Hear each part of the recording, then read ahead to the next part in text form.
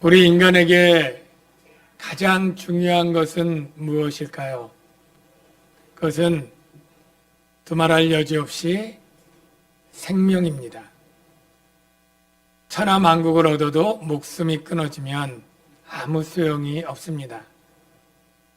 목숨보다 더 중요한 것이 바로 영생입니다.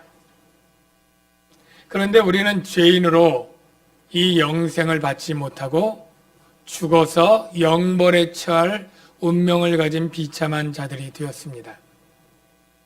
구원이라고 하는 것은 바로 이 죽음과 그 형벌에서 벗어나는 것이 구원이고, 이 구원을 위해서 필수적으로 해결해야 될 것이 죄 문제를 해결해야 합니다.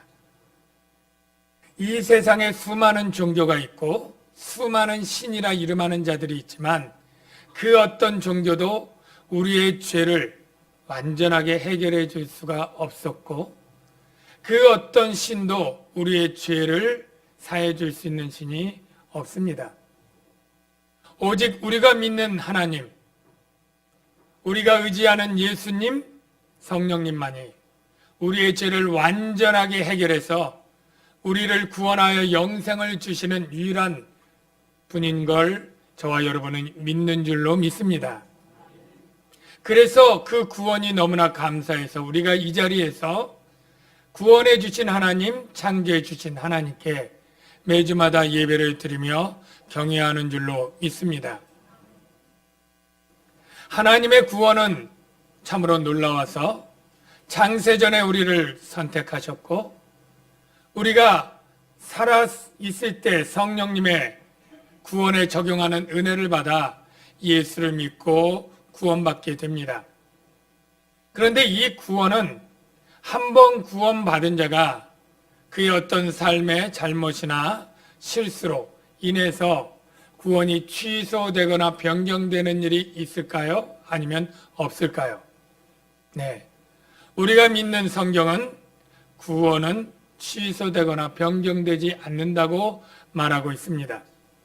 우리가 진심으로 주님을 믿는 그 순간 영생을 얻었다라고 말하고 있습니다. 미래에 죽어서 영생을 얻는 것이 아니고 내 신앙생활을 잘하는 것을 본 후에 나중에 결정하는 것이 아니고, 예수 그리스도가 구주 되시고 내 죄를 사신 하나님의 아들이라고 진심으로 믿는 그 순간 이미 하나님은 영생을 주셨고 영원토록 영생을 누리게 되는 줄로 믿습니다. 그래서 저와 여러분이 예수님을 구주로 진심으로 믿는다면 영생을 얻었고, 그리고 심판에 이르지 아니하고 사망에서 생명으로 옮겼으며 구원의 확신을 가질 수 있게 되고 즐겁게 신앙생활을 하게 되는 줄로 믿습니다. 그런데 오늘 본문을 보면 우리가 믿고 있는 이 신앙과 다른 듯한 말씀으로 시작이 되는 것입니다. 오늘 본문의 첫 말씀을 보면 26절을 한번 눈으로 보십시오. 우리가 진리를 아는 지식을 받은 후 짐짓 죄를 범한 즉 다시 속지 않은 죄사가 없고 라고 되어 있습니다. 진리를 아는 지식을 받았다. 무슨 뜻일까요? 진리는 바로 구원 진리를 뜻합니다. 즉 예수 그리스도를 믿음으로 죄사함을 얻고 구원받는 그 진리를 받은 것을 이야기합니다. 즉 이 사람은 그리스도인입니다. 그런데 짐짓 죄를 범한 즉 다시 속지 않은 제사가 없다. 속지 않은 제사가 없다는 말은 속죄가 되지 않는다라는 것이죠. 여러분, 예수 믿은 후에 죄를 지으면 속지 않은 제사가 없고 속죄가 안 된다, 이런 말처럼 들리니까 이상하다, 이렇게 생각이 될 겁니다. 저와 여러분 모두 예수 믿기 전에 수많은 죄를 지었죠. 예수 믿음으로 단번에 완전히 영원히 죄사함 받았습니다. 믿습니까? 그런데 예수 믿음으로 죄사함을 단번에 영원히 받았는데 예수 믿은 후에 짐짓죄를 지면 속죄하는 제사가 없다? 이러니까 어떤 사람들이 생겨났느냐면 예수 믿기 전에 지은 죄는 믿을 때 속죄함 받고 믿은 후에 짓는 죄는 속죄함 받지 못하니까 어떻게 꼼수를 쓰냐면 최대한 죽기 직전에 믿자. 예. 그래서 임종 때까지 신앙 고백을 안 해요. 세례 안 받아요. 그래서 이제 오늘날 할 때 목사님 불러가지고 신앙 고백하고 믿고 세례 받고 그 다음에 죄질 시간이 안 되잖아요. 예. 그래서 하자라는 사람이 실제 역사적으로 있었다고 합니다. 이거는 성경을 잘못 오해한 결과입니다. 사랑하는 성도 여러분, 저와 여러분이 예수 믿은 후에 조금 더 거룩하고 성결한 삶을 살도록 노력해 왔고 어느 정도 성과가 있었겠지만 여전히 예수 믿은 후에도 죄를 짓는다는 것을 인정할 수밖에 없지 않습니까? 우리가 마음으로, 생각으로, 말로 우리가 많이 죄를 짓습니다. 예수 믿은 후에 죄 절대 안 짓는다 하는 사람은 거의 거짓말에 가까울 것입니다. 우리는 아직도 죄성이 있고 우리가 완전히 성령에 충만하지 않는 순간에는 육체의 욕심을 따라 말하고 생각하며 죄를 짓습니다. 물론 예수 믿을 때 하루에 10번 짓던 죄를 예수 믿은 후에 대단한 변화가 있어 5번으로 줄였다. 대단한 거죠. 그러나 그게 5번도 평생으로 따지면 얼마나 많은 죄입니까? 그런데 이렇게 예수 믿고 죄를 지으면 속죄하는 제사가 없다는 그런 말로 들으면 저와 여러분 누구도 예수 믿었지만 속죄받지 못하고 멸망한다 이렇게 되는 것 아닙니까? 속죄하는 제사가 없고 그 다음에 27절에 뭐라고 이어집니까? 오직 무서운 마음으로 심판을 기다리는 것과 대적하는 자를 태울 맹렬한 불만 있으리라. 즉 예수 믿고 죄를 범하면 속죄 못 받고 무서운 마음으로 심판을 기다리는 것, 즉 무서운 심판이 있을 수밖에 없고 그 심판의 결과 태울 맹렬한 불만이 있다. 그 맹렬하게 타는 불못에서 영원한 형벌의 고통을 당할 것이다 라고 말하고 있는 것과 같지 않습니까? 그러면 이게 도대체 무슨 죄냐? 이 죄가 일상적으로 우리가 예수 믿은 사람이 짓는 죄를 포함한다면 우리 다 심판받고 불못에 던져진다고 하는 무서운 말이 아니냐? 이런 생각이 들겠죠. 그래서 여기 짐짓죄를 범한 즉의 히브리서 저자가 무슨 죄를 염두에 두었는지를 파악하는 게 너무너무 중요합니다. 자, 이 짐짓죄를 범한 그래서 심판과 멸망할 수밖에 없는 이 죄가 무엇이냐면 여러 가지 힌트가 있는데 첫째, 짐짓. 짐짓이라는 뜻이 여러분 무엇입니까? 국어를 잘 알아도 이 단어가 쉽지 않는, 잘 안 사용하는 뜻인데요. 바로 쉽게 말하면 고의로, 일부러 알면서도 짓는 그런 의미가 있습니다. 의도적인 죄죠. 우리가 많은 죄를 지을 때 우리가 알지 못하고 또는 과실로 무심결에 연약함으로 많이 죄를 짓습니다. 그러한 죄가 아니고 이것은 분명히 죄인 걸 알면서도 일부러 고의로 짓는 죄다라는 것이 첫 번째 힌트고요. 두 번째 힌트는 27절에 보니까 대적하는 자를 맹렬히 태울 불만 있다. 자, 이 죄는 어떤 사람이에요? 하나님을 대적하는 자예요. 대적하는 자. 저와 여러분이 일상생활에서 거짓말도 하고 또 화도 내고 싸우기도 하고 남의 것을 도둑질할 수도 있고 심지어는 그리스도인 중에 아주 끔찍한 그러한 성범죄나 살인까지도 할 수 있죠.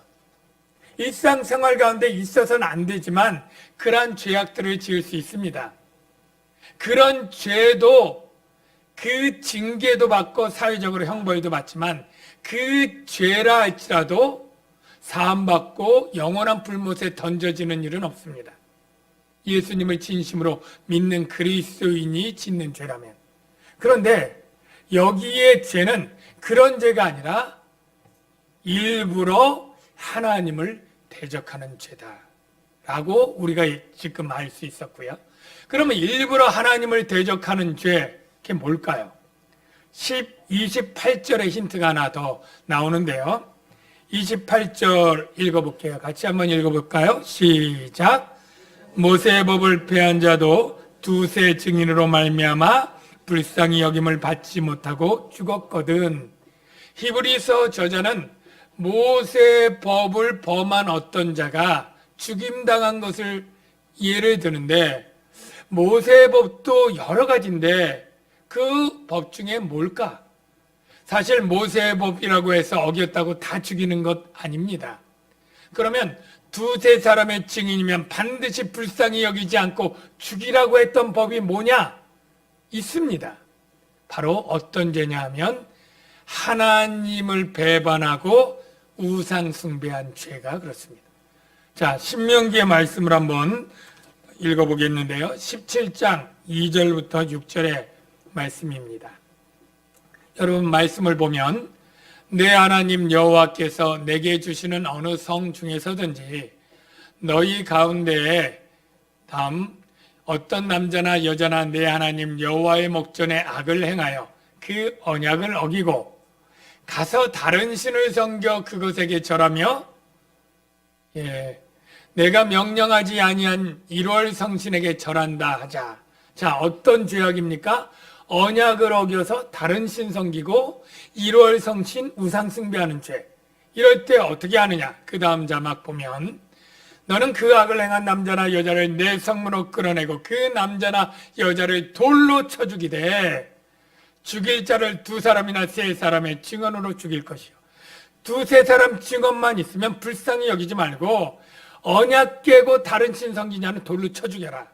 그러니까 가족이라도 목격자가 먼저 돌로 쳐서 불쌍히 여기지 않고 죽이는 거예요. 왜냐하면 그것은 암세포와 같기 때문에 그걸 불쌍히 여겼다가 그를 통해서 하나님의 언약을 배반하고 많은 우상 숭배하는 자들이 늘어나면 그 이스라엘 백성은 함께 공멸하게 되니까 하나님은 불쌍히 여기지 말고 죽이라고 한 거예요. 자, 그렇다면 지금 짐짓 죄를 짓는 자가 뭔지 여러분 추측할 수 있죠. 일부러 하나님의 언약을 깨고 하나님을 대적하고 믿음을 배반하고 우상 숭배하는 죄. 바로 그 죄를 짐짓 죄고 속지 않은 제사가 없는 죄다. 그래서 29절에 정리를 합니다. 하물며 구약에도 언약을 깨고 하나님을 배신하는 자를 죽였다면, 불쌍히 여기지 않고 죽였다면 하나님의 아들이 맺은 새 언약의 백성이 더 큰 은혜를 받고 더 큰 놀라운 복을 받은 새 언약의 백성을 받은 신약의 성도 가운데 누가 믿음을 배반하고 떠나는 그 일은 하나님의 아들을 짓밟고 십자가에 죽으신 예수 그리스도의 속죄를 부정하는 것이죠. 자기를 거룩하게 한 언약의 피를 부정하는 것으로 여기고 은혜의 성령, 바로 구속을 통해서 우리에게 믿도록 해주신 성령의 역사를 모욕하는 것이 되는 거예요. 욕되게 하는 자가 되니 당연히 받을 형벌은 얼마나 더 무겁겠느냐. 율법도 돌로 쳐 죽였다면 더 큰 은혜에 하나님의 아들의 새 언약을 어긴 이 자는 돌로 쳐 죽는 것보다 더 무겁게 영원한 불못의 형벌을 받는 것이 당연하다라고 말하고 있는 것입니다. 사랑하는 성도 여러분, 어떤 분이 이런 식으로 주장하는 분이 있어요. 기독교가 믿는 하나님은 사랑의 하나님이 아니냐. 사랑의 하나님이기 때문에 예수를 믿고 순종하는 그 백성들을 죽은 후에 천국으로 인도해서 영생을 얻게 하는 것은 사랑의 하나님으로서 그럴 수 있고 그렇게 믿는다. 하지만 예수를 안 믿는다고 해서 하나님을 안 믿고 따르지 않는 불신자라고 해서 죽음 다음에 영원한 불못에서 영원한 형벌을 계속 당하게 하는 것은 사랑의 하나님으로서 할 일이 아니고 그것은 맞지 않다. 그래서 예수 믿는 자들은 천국이지만 예수 안 믿는 자들은 죽으면 그냥 지옥이 아니라 영원히 끝난다. 죽어서 아무것도 알 수도 없는 영원 불멸의 상태. 영원히 그냥 죽고 끝나고 없다라고 주장을 하는 목사들도 있고 그러한 신학도 있습니다. 여러분 그럴듯합니까? 그럴듯해 보여도 그렇게 믿지 마시기를 바랍니다. 사람의 생각으로 그럴듯해도 사람의 생각이 맞지 않고 하나님의 말씀이 맞는 줄로 믿습니다. 예수님께서 직접 말씀하시기를 바로 지옥이 있고 지옥은 영원히 타는 불못이 있고 거기는 구더기도 타지 않는다. 구더기도 죽지 않는다. 얘기를 한 건 여러분 아시죠? 구더기가 죽지 않는다면 사람도 죽지 않는다는 것이 전제되어 있는 거예요.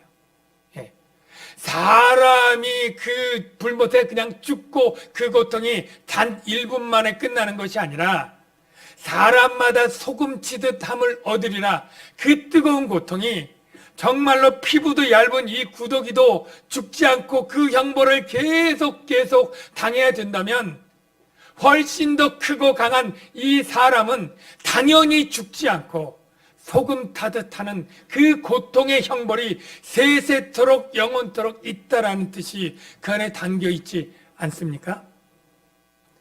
그러므로 우리는 분명히 사랑의 하나님이라고 해서 지옥이 없다라고 주장하는 그러한 주장을 절대 믿지 말아야 될 것입니다.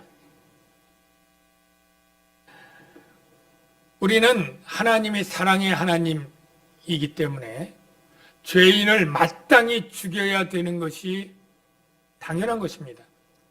그래서 사랑을 생각할 때 마땅히 우리가 구원받을 자의 선에서 생각하는 것이 아니라 하나님의 공의와 하나님의 합법은 모든 죄인이 다 죄를 지었으므로 그의 형벌로 심판받고 정죄당하고 지옥 가는 것이 이게 하나님의 공의입니다. 저와 여러분 누구도 살지 못한다고 지옥 간다고 억울해할 사람 있을 수가 없습니다. 하나님의 공의에 따르면 우리는 다 지옥에 가야 마땅한 죄인들입니다. 이게 하나님의 공의예요. 그런데 하나님이 사랑이 많으셔서 우리를 구원하기 위해 자기 아들을 죽이시면서 우리를 구원하시는 것입니다. 이게 사랑입니다. 하나님의 사랑을 의심할 수가 없습니다. 얼마나 사랑하면 자기 아들을 죽일 수 있겠습니까? 사랑의 크기는 희생의 크기와 비례하는데 자기 아들을 죽이는 이 엄청난 희생을 치렀다면 하나님은 엄청나게 우리를 사랑하시는 거예요. 그런데 그 사랑의 하나님이 그 사랑을 배반하고 믿지 않고 계속 죄를 짓는 그 사람들은 하나님이 또한 공의의 하나님이기 때문에 죄의 형벌로 그렇게 불못에 던져지는 것 지극히 당연한 것입니다. 그러므로 우리는 사랑의 하나님, 공의의 하나님을 같이 믿고 믿는 자는 은혜를 베풀어 영생을 얻지만 불신하고 배반하고 믿음을 저버리는 자는 그의 죄 때문에 지옥 불못에 간다고 하는 이 사실을 분명히 믿으시기를 바랍니다.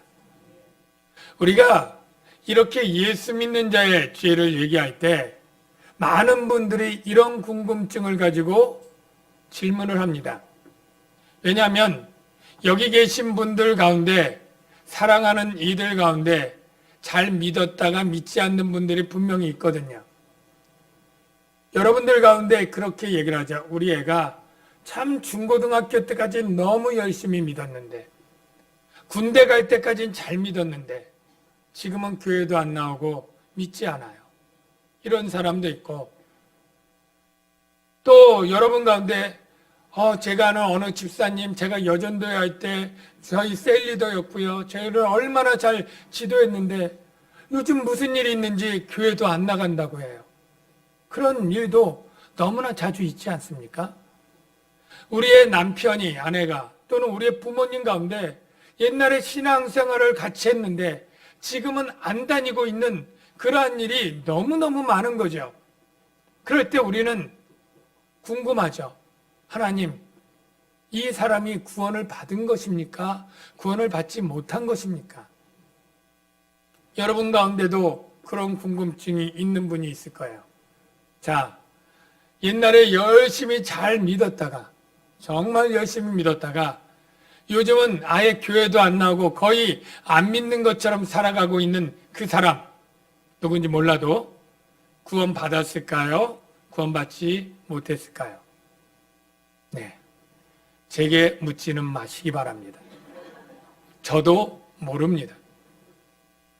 왜 모르냐면 두 가지 이유 때문에 모릅니다. 첫째는 그의 장래를 모르기 때문입니다. 자, 무슨 말이냐면 현재 열심히 믿었지만 나중에 믿지 않을 사람들 있어요, 없어요? 있습니다. 반대로 지금 절대 안 믿을 것처럼 강팍하지만 나중에 잘 믿을 사람 있어요, 없어요? 있어요. 그러니까 지금의 그의 현재를 가지고 구원 받았다, 안 받았다 절대 알 수도 없고 말 못합니다. 여러분, 가룟 유다 생각해 보세요. 가룟 유다가 제자로 3년 있을 때 누가 가룟 유다 12제자로 예수님 말씀 듣고 기적의 현장에 있고 그 병 고치고 귀신 쫓는 그러한 것들을 체험하며 있는 그 예수님의 훌륭한 제자, 재정을 맡고 있는 그 제자가 구원받지 못한 자라는 걸 그 공생애 때 누가 알았겠어요? 아무도 모르는 거죠. 반대로 이 사울이 기독교를 박해할 때를 생각해 보십시오. 스데반 집사를 죽이는데 앞장서고 모든 기독교인들을 체포해서 구금하려고 혈안이 되고 잔멸하려고 그렇게 강팍하게 기독교를 박해할 때 저가 구원받은 자랄 걸 누가 알겠어요? 저가 사도가 되어서 얼마나 많은 교회를 세울지 누가 알았겠어요? 그러니까 우리가 지금 있는 그 현재에 그가 그의 신앙을 보고 그의 활동을 보고 그가 구원받았다 못 받았다 절대 단정할 수 없다라는 것이고요. 두 번째는 그의 미래까지 쭉 보았어도 그가 죽을 때까지 신앙생활을 잘하고 예배생활을 잘하는 사람처럼 보았을지라도 단정할 수 없습니다. 왜냐하면 그의 속마음을 우리가 알 수 없기 때문에. 여러분, 우리가 안타깝지만 인정해야 되는 것이 하나님은 교회 안에 알곡과 가라지가 있다라고 말했습니다. 이 알곡과 가라지가 우리 눈에 분명히 드러나면 좋을 텐데 그렇지 않습니다. 우리가 농담 삼아 하는 얘기 중에 하나가 천국 가면 놀랄 일이 절대 천국에 못 올 것 같은 사람이 와 있어서 놀래고 절대 천국에 와야 될 사람이 없어서 놀랜다. 이런 표현이 있지 않습니까? 우리가 정말로 열심히 믿고 교회 생활에 예배 생활에 열심히 봉사했던 어떤 직분자가 그렇게 열심히 했던 것이 정말로 예수님을 구주로 믿는 참 믿음에서 출발한 것이 아닐 수도 있다는 걸 우리가 인정해야 됩니다. 왜냐하면 어떤 사람은 원래 탁월한 성격이 성실해요. 철두철미하고 책임감이 있어요. 그래서 동창회장 맡으면 동창회 일, 무슨 동호인, 우선 사회봉사기관, 자기 학교생활 결석해 본 적 없고 다 개근하고 지각 한 번 안 하는 이 사람이 교회에 와서 교회 생활이 좋다, 좋은 사람 듣고 봉사도 많이 하고 좋은 말씀 듣고 이러면서 열심히 그 성격대로 할 수 있어요. 그러나 그 마음에 예수가 하나님의 아들, 동정녀 탄생, 구주, 부활 안 믿고도 열심히 할 수 있습니다. 특이한 기회지만 그럴 수 있고, 그래서 신학 박사, 목사, 교수 되었는데도 예수님의 부활도 믿지 않고 대속도 믿지 않는 목사가 있는 것으로 보아서 충분히 그럴 수도 있는 거예요. 반면에 저 사람은 정말 구원이나 받을까 의심받을 정도로 신앙생활 정말로 속된 말로 날라리처럼 잡사처럼 하는 사람들 가운데도 얼마든지 구원받을 수 있다는 것도 인정할 수밖에 없죠. 그렇기 때문에 우리는 어떤 사람의 미래에 어떻게 할지 모르기 때문에 지금 그 사람을 보고 구원받았다 안 받았다 말할 수 없고, 끝까지 보았다 할지라도 그가 진심으로 그 마음에 믿었는지 안 믿었는지 우리는 알 수 없기 때문에 그것 또한 우리가 확증해서 확실하게 말할 수는 없다. 너무나 조심스러운 일이죠. 하나님만이 아시는 것이고 하나님만이 주권적으로 결정하는 것입니다. 우리가 단지 말할 수 있는 것은 이것이에요. 누구든지 예수를 진심으로 믿으면 구원받을 것이다. 그러나 그 누구가 누구인지는 단언할 수 없어요. 그러나 누구라도, 어떤 사람이라도, 어떤 악당같이 보이는 사람, 어떻게 타락하고 죄인같이 보이는 누구라도 그 안에 예수의 구주되심과 그 구속을 진심으로 믿는 자라면 그는 확실히 구원을 받을 것이고 그 구원은 취소되지 않을 것이다. 우리가 믿는 믿음은 이것인 줄로 믿습니다. 축복합니다. 저와 여러분 여기 계신 모든 분들은 정말로 진심으로 예수님을 구주로 믿고 예수님의 대속과 죄사함의 구원의 은혜를 진심으로 믿는 분들이 다 되시기를 주의 이름으로 축원합니다. 그렇다면 여러분의 구원은 취소될 일이 없고, 여러분은 여기서 말하는 짐짓죄를 지어서 하나님을 대적하고 믿음을 배반함으로 불못에 빠지고 영벌을 당하는 일은 결코 절대로 일어나지 않을 것이다. 제가 분명히 말씀드릴 수 있습니다. 히브리서 저자는 지금 믿음을 떠나려고 하는 사람들을 대상으로 지금 편지를 쓰고 있습니다. 그럴 때 이들이 정말로 믿음을 떠나지 않도록 이렇게 어떻게 보면 무서운 협박처럼 하고 있는 것인데요. 가룟 유다 경우처럼 예수님을 열심히 믿었다가 안 믿는, 그래서 이단으로 가거나 불신자로 끝맺거나 그렇게 타교회를 갔거나 타종교로 갔거나 해서 여기 심판받고 멸망받을 만한 사람들이 우리 삶에 있을 때 또 하나 질문이 그런 것이죠. 아니, 하나님의 구원이 취소된 것 아니냐고 그렇게 질문하는 사람이 있어요. 그런데 우리가 믿는 개혁신앙의 교리를 보면 그 사람은 구원받은 적이 없었던 사람이다. 이렇게 우리가 결론하여 믿을 수밖에 없습니다.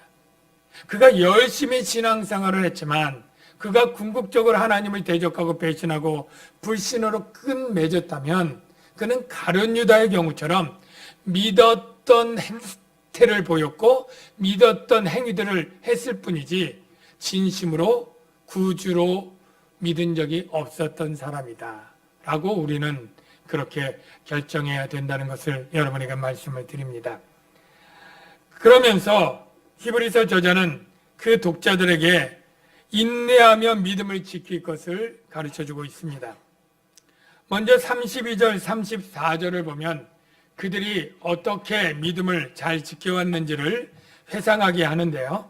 한번 말씀을 보겠습니다. 전날에 너희가 빛을 받은 후에 고난의 큰 싸움을 견디어낸 것을 생각하라. 여기 빛을 받은 후 무슨 뜻일까요? 똑같이 진리의 지식을 받은 후와 같은 의미입니다. 바로 빛은 곧 예수님 그리고 생명을 의미합니다. 예수님을 믿어서 생명을 얻은 후에 고난의 큰 싸움, 예수님을 믿음으로 고난의 큰 싸움을 그들이 싸웠어요. 여러분, 이 히브리서가 언제쯤 기록되었다고 제가 말씀드렸는데 기억하시는 분 계신가요? 언제쯤이라 그랬죠? 네, 그렇게 말씀하셨죠? 60년대 후반쯤에.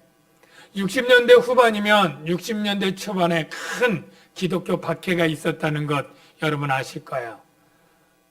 로마의 네로 황제가 기독교를 얼마나 잔인하게 박해를 했는지 정말로 많은 기독교인들을 체포하고 감금하고 신앙 고백을 바꾸지 않으면 정말로 고문을 하고 재산을 빼앗고 심지어는 사람을 죽여서 화형당하게 하고 거리에 정말로 등불이 되게 했다고 하는 얘기도 있고, 우리가 잘 아는 것처럼 원형 경기장에 맹수들의 싸움의 대상이 되게 하고 먹이가 되게 하면서 사람들의 구경거리가 되었던 그런 얘기들 여러분 너무 잘 아시죠? 바로 그런 일을 당했던 것입니다. 그래서 고난의 큰 싸움을 당했고 그것을 견뎌냈다고 얘기를 합니다. 33절, 34절을 볼까요? 혹은 비방과 환난으로서 사람에게 구경거리가 되고 혹은 이런 형편에 있는 자들과 사귀는 자가 되었으니 너희가 갇힌 자를 동정하고 너희 소유를 빼앗기는 것도 기쁘게 당한 것은, 자, 여기에서 알 수 있는 것은 그들이 어떠한 고난을 당했느냐? 비방과 환난을 당하고 구경거리가 되고 갇히게 되고, 내가 갇혔던 옆에 있는 동료 성도가 갇혔던 갇힌 자가 있고 소유를 빼앗기고, 그 로마의 중대한 범죄자는 재산을 몰수하게 되어 있습니다. 근데 예수 믿는 신앙 고백을 했다고 해서 그 재산을 빼앗는 그러한 일들이 비일비재로 일어난 거예요. 이렇게 하면서도 그들은 신앙 고백을 바꾸지 않았습니다. 예수가 주라고 하는 신앙 고백에서 황제가 주라고 하는 신앙 고백으로 바꾸면 재산을 빼앗기지도 않고 감옥에 갇히지도 않습니다. 그런데 그 믿음, 예수가 주라고 하는 이 믿음을 포기하지 않음으로 말미암아 모든 재산을 빼앗긴 거예요. 그런데 그것을 기쁘게 당했다는 거예요. 왜 기쁘게 당했습니까? 바로 더 낫고 영구한 소유가 있는 줄 알고 믿었기 때문에. 여러분, 우리가 이 세상 살면 100년입니다. 100세면 많이 사는 거죠. 이 100세 동안 많은 부동산과 소유를 가지고 또 많은 권세를 가진 분도 있고 지혜와 지식과 학벌과 학력을 갖고 여러 가지 자랑거리들을 갖고 살 수 있습니다. 그것들이 우리에게 즐거움도 주고 편리도 주고 조그만한 행복을 준다는 것 부정할 수 없어요. 그런데 그 잠깐의 100년의 행복을 누리고 죽어서 영원한 불못에 수백 년, 수천 년, 수천만 년을 고통한다면 그는 얼마나 비참한 그런 삶입니까? 이들은 이 세상의 산업과 부와 명예와 그 모든 쾌락들을 포기하면서 할 수 있었던 것이 바로 영원토록 무엇입니까? 더 낫고 영구한 소유를 얻게 될 것을 믿음으로 보고 알기 때문에 그것들을 포기했다는 거예요. 예. 사랑하는 성도 여러분, 그래서 히브리서 기자는 너희 담대함을 버리지 말라, 이것이 큰 상을 얻느니라. 여기 담대함은 세상의 환난과 박해에도 굴하지 않는 담대함이에요. 이 담대함으로 믿음을 지켜내는 것이 큰 상을 얻는다. 이 큰 상은 바로 영구한 소유가 상이기도 하고요. 히브리서에 보면 하나님 나라에 들어감, 안식을 얻음, 하나님의 영광을 얻음, 이것들이 다 상들에 포함되어 있습니다.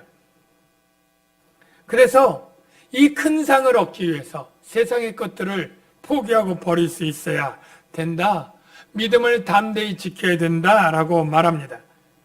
우리에게 인내가 필요함은 너희가 하나님의 뜻을 행한 후에 약속하신 것을 받기 위함이라. 사랑하는 성도 여러분, 우리 믿음 생활엔 인내가 필요합니다. 어떤 인내요? 믿음이 흔들리지 않고 굳게 지키고 믿음이 떠나지 않도록 지키는 이 일이 쉽지만은 않다는 거예요. 많은 유혹이 있고 어려움이 있다는 거예요. 쉬우면 인내가 왜 필요하겠어요? 정말로 생명 얻는 이 믿음을 위해서는 어려움이 있다는 것을 전제하는 거예요. 근데 그 어려움에 포기해버리는 게 아니라 인내하면서 지켜야 된다는 것입니다. 인내가 필요하면 함은 36절 보십시오. 너희가 하나님의 뜻을 행한 후에 약속하신 것을 받기 위함이라. 이게 중요한데요. 하나님의 뜻을 행한 후에 약속하신 것을 받기 위함이라. 약속하신 것이 무엇인지는 우리가 충분히 짐작할 수 있어요. 하나님이 뭘 약속했죠? 하나님 나라 약속했고요. 하나님 나라의 안식 약속했고요. 하나님 나라의 영광을 약속했고요. 하나님 나라의 영생 약속했고요. 하여간 하나님 나라에서 이루어질 그 모든 영화로운 것들 다 약속했어요. 그런데 이 약속을 얻기 위해서는 하나님의 뜻을 행해야 된다라는 거예요. 하나님의 뜻을 행해야 된다. 자, 왜 중요하냐면 하나님의 뜻을 행하는 걸 많은 그리스도인들이 또 오해를 해요. 어디에서 제일 많이 오해를 하냐면 마태복음 7장에 보면 나더러 주여 주여 하는 자가 다 천국에 들어갈 것이 아니요 아버지의 뜻을 행한 자라야 들어가리라. 이런 말씀 여러분 아시죠? 아시는 분 아멘. 근데 여기서 뭘 오해하느냐면 야 주여 주여 예수 믿음 가지고도 안 되고 아버지의 뜻을 순종해야 되나 봐. 그러니까 말씀대로 순종의 삶을 잘 살아서 율법도 지키고 예배도 지키고 신앙생활 잘 지키고 어느 정도 아버지의 뜻을 행해야 구원받는가 보다 이렇게 스스로 생각을 해요. 그리고 스스로 율법적인 신앙생활에 얽매여요.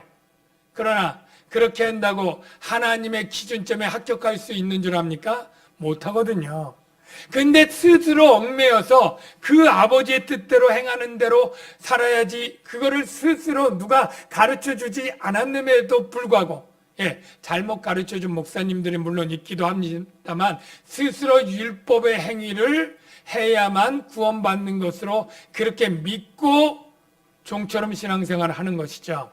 여러분 제가 여러 번 반복해서 강조를 했습니다만 아버지의 뜻을 행해야 구원받는다고 할 때 아버지의 뜻이 뭘까요?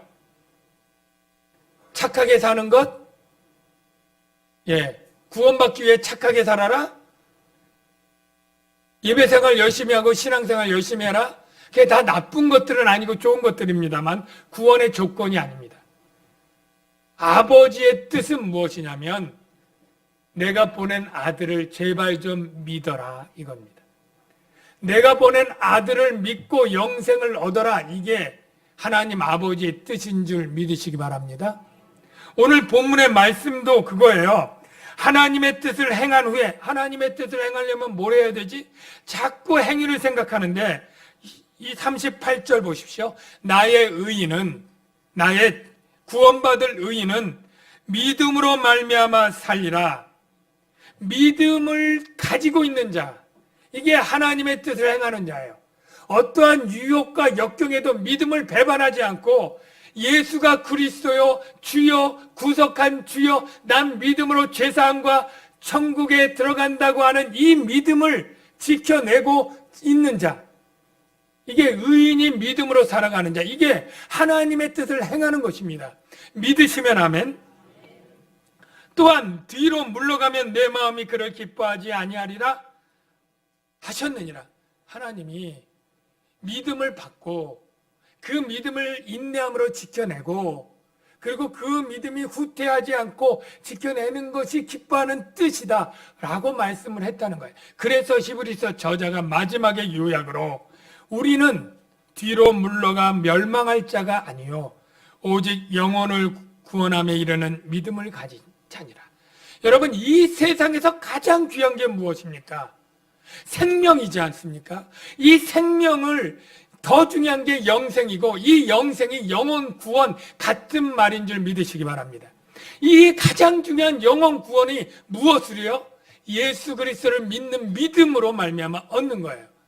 그러니까 하나님의 뜻은 예수 그리스도를 믿음으로 영혼을 구원하는 이 믿음이 절대 배반해서도 안 되고 절대 놓쳐서도 안 되고 이 믿음을 굳게 싸우는 싸움이 인내의 싸움이고 이게 담대하게 지켜야 된다라고 말하고 있는 것이죠.